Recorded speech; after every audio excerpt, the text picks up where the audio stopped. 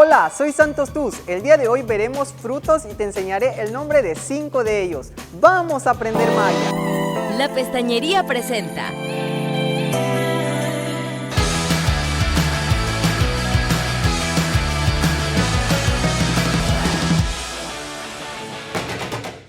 Frutos.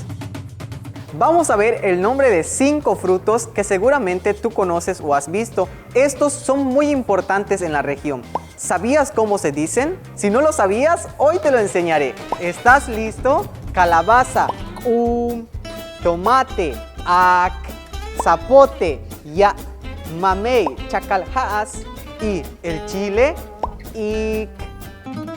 calabaza, tomate, zapote, ya, mamey, chacalhaas, chile y... Estos fueron 5 frutos en lengua maya. La siguiente semana te enseñaré 5 más. Malo, canantaba, bueno, cuídate.